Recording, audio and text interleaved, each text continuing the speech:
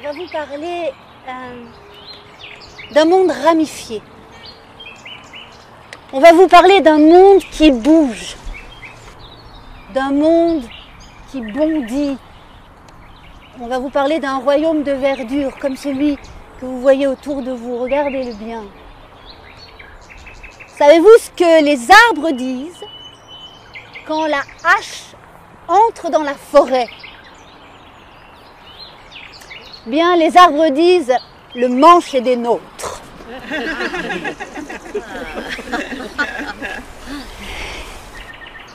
Je crois qu'on a dans les trouées de notre mémoire, quelque part, tous au fond de nous, un arbre. Et en comptant les cernes de croissance de cette souche de séquoia, il en sera beaucoup question du séquoia pendant cette promenade. Eh bien, j'ai vu qu'il avait 133 ans. Les arbres vivent bien plus vieux que nous.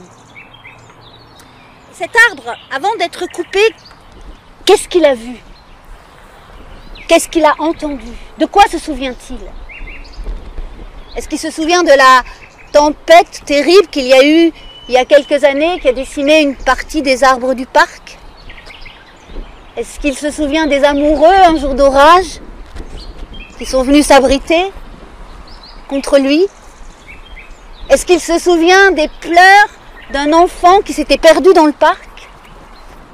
Est-ce qu'il se souvient d'un qui a essayé de monter à ses branches? De quoi se souvient cet arbre? Quelle est la mémoire de cette souche? En fait, on dirait un cerveau. Vous passerez, vous regarderez. Anne-Chalan a répondu « Croap, croap, croap » devenu des ailes, et Anne-Chalan était devenu un corbeau. Croap, croap. Il s'est envolé. Les hommes m'ont menti. Aux paroles des hommes, je n'y crois pas, crois pas, crois. Surtout, il ne se retournait pas. Il avait peur de se retourner. Qu'est-ce qui peut pousser dans une terre aride comme celle-là? Et l'homme, il avait son idée. Il fallait des arbres. Il fallait de l'air. Il a vu un monde de verdure. Un labyrinthe de murmures et de vent, entre les arbres, toutes sortes d'arbres. Il y avait des hêtres, des peupliers, des chênes, des érables, des sycomores, des trembles, des frênes, des hêtres, toutes sortes d'arbres, tous les arbres du monde qui avaient poussé. Et entre les arbres, il y avait ce qu'on sent là. Cette chose invisible qui nous permet de respirer. On va aller voir ailleurs si il y a des contes qui sont plantés. Suivez-moi.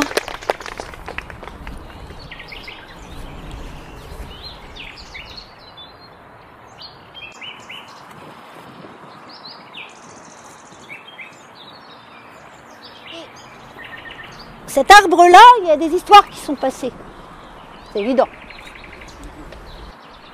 Lui, un jour, il en a eu assez d'être jeune. Il a fait le vœu de devenir vieux. Le vieil homme s'est glissé dans l'arbre. C'est peut-être là qu'ils se sont retrouvés. Moi, je l'ai fait parler avec mes mots. Mais il y a Nickel. Elle fait parler la peau des arbres.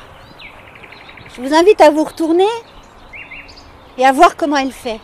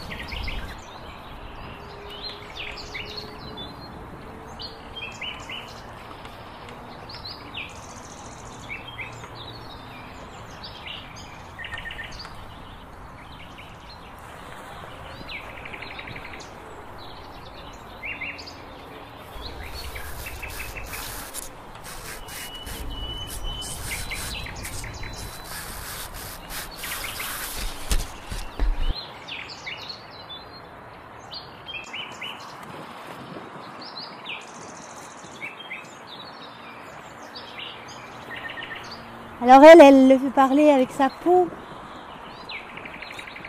Moi, je vais vous raconter comment ces arbres-là, ces pins qui nous entourent sont nés. Bah oui. Et il est tombé amoureux d'une déesse, elle s'appelle Cybèle. C'est un beau nom. Mais Cybèle c'est une pierre. Cybèle c'est une pierre et Zeus essaye de trouver comment il va pouvoir déposer sa semence dans une des fissures de la pierre. C'est impossible. Il avait tourné, regardé, essayé. Cybèle est une pierre, alors Zeus répand un jet de sémence, comme ça, un peu de rage sur la pierre et effectivement, la pierre attend bientôt un enfant. Tagouti se réveille, il se lève d'un seul coup, là un grenadier. Qui n'a plus que son sexe féminin, et puis une princesse, la princesse Pessinonte, dont il est lui aussi amoureux, et finalement c'est elle qu'il choisit. Et les noces sont célébrées dans le château de son père. Mais Cybèle, la furieuse, Cybèle débarque en pleine cérémonie, et de sa tête de pierre, elle fait tomber les murs du château. Et Cybèle entre en transe. Datis naît un arbre. Cet arbre que vous voyez là autour de vous, représenté à plusieurs reprises. Du sang d'Atis est né le pin. Et les pommes de pin gardent dans leur forme le souvenir de ce qu'Atis a perdu. On mène aussi en Russie les morts à leur dernière demeure, on recouvre le cercueil de branches de pin et si vous mettez des branches de pin dans votre maison, vous êtes assuré d'une protection divine, paraît-il. Et Yannick fait parler la peau.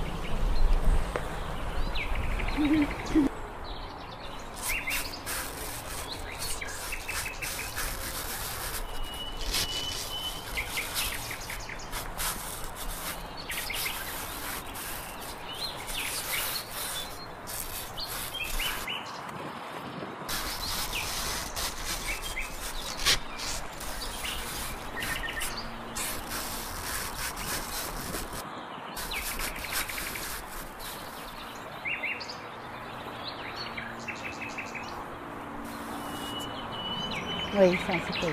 Ça, c'est un des plus vieils arbres du monde. Le séquoia est né il y a plus de 200 000 ans. La plupart des séquoias, on les trouve en Californie. La plupart, on les trouve aux États-Unis. Et alors, c'est le seul arbre, en fait, qui doit être planté par l'homme. C'est un arbre qui n'essaime pas.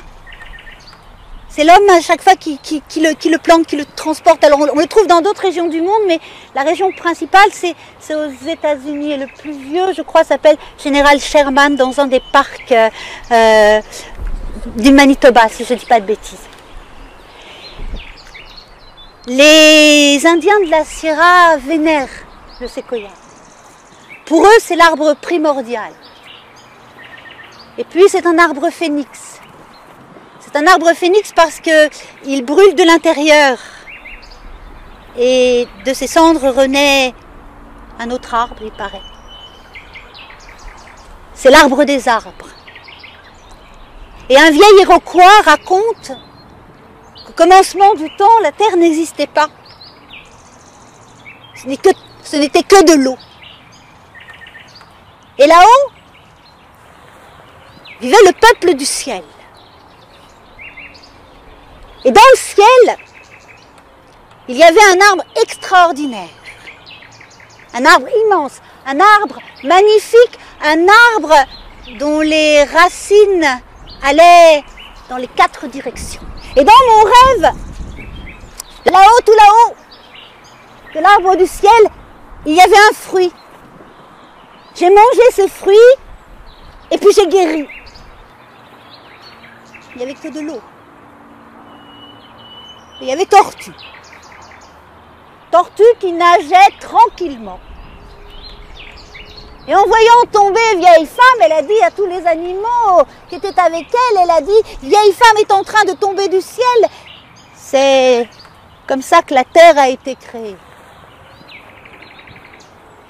Et c'est de l'arbre primordial que tous les arbres de ce parc, que tous les arbres des forêts, que tous les arbres de la terre sont nés. C'est comme ça que ça s'est passé. Les contes disent toujours la vérité.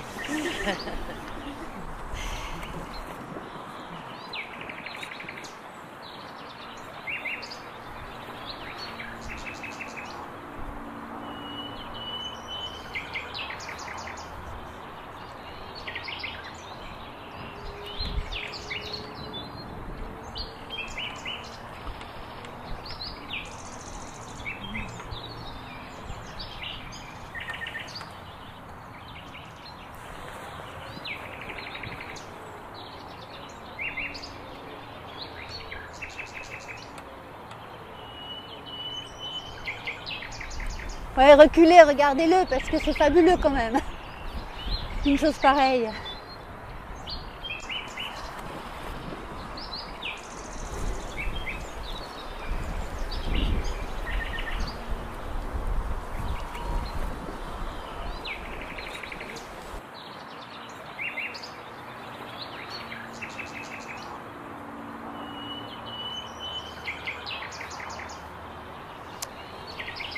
On raconte que loin, très loin d'ici, là où le bleu du ciel et le bleu de la mer se confondent, on raconte que sur une île perdue pousse un arbre. Le tronc de cet arbre est plus ridé que celui d'un vieux pachyderme. L'arbre se met à vibrer comme un grand cœur qui bat, et à ce moment-là, tous les fruits de l'arbre qui sont arrivés à maturité tombent, et les cosses tombent les unes après les autres. On peut voir apparaître une nouvelle pousse verte. Certains assurent qu'ils ont vu l'éclosion du nouvel arbre.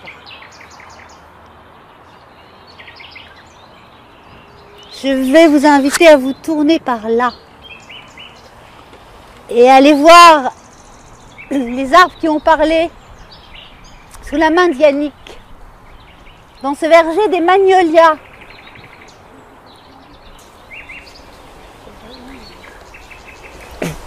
Et c'est là que je vais vous raconter ma dernière histoire. C'est l'histoire d'un empereur. Cet empereur, il a un jardin absolument extraordinaire.